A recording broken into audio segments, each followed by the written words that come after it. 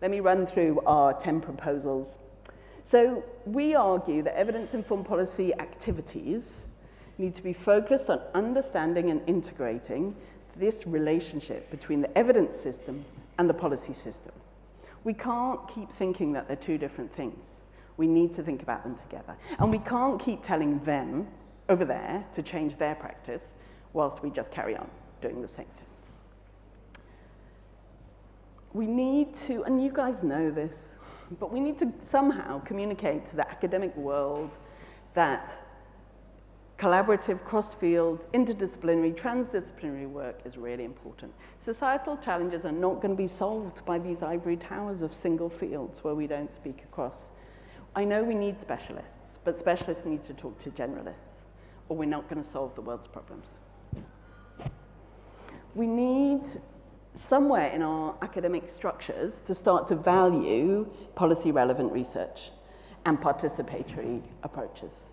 And when we're too busy putting our efforts into beautiful gold standard papers in Nature that have no policy relevance at all, then we're kind of barking up the wrong tree, right?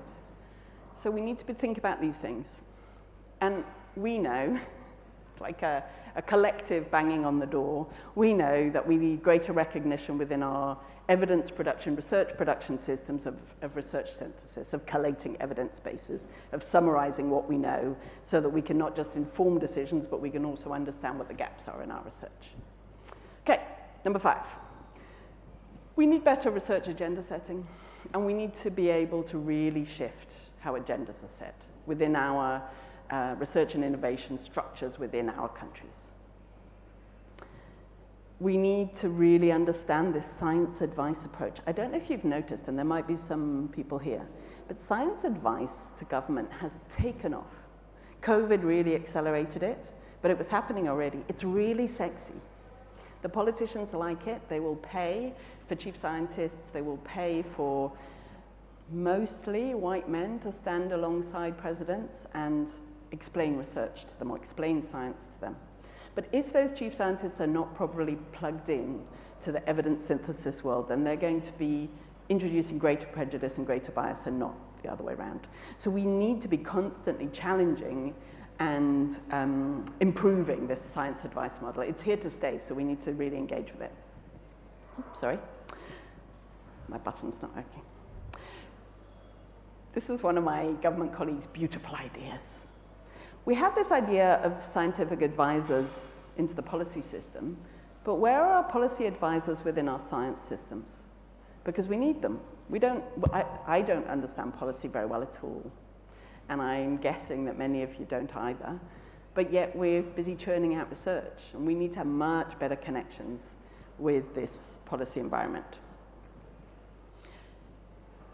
I read a blog recently that said that we had enough evidence centers and that we should move on to trying to connect them better.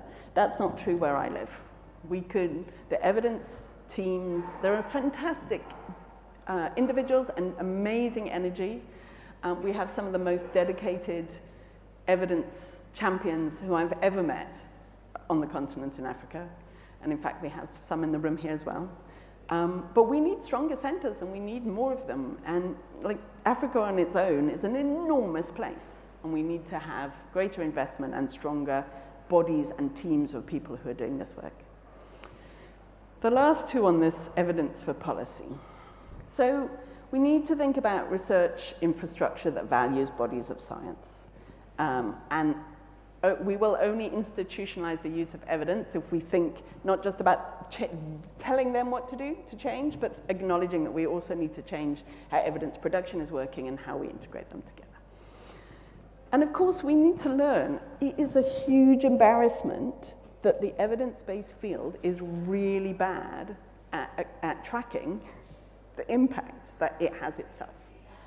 We tell everybody else that you should be using greater evidence, but we don't evaluate or monitor our own work enough. So that's my last on this particular area of work. And if you want to go find the paper, you can Google it. Google my name and Transforming Evidence for Policy, and you'll find it.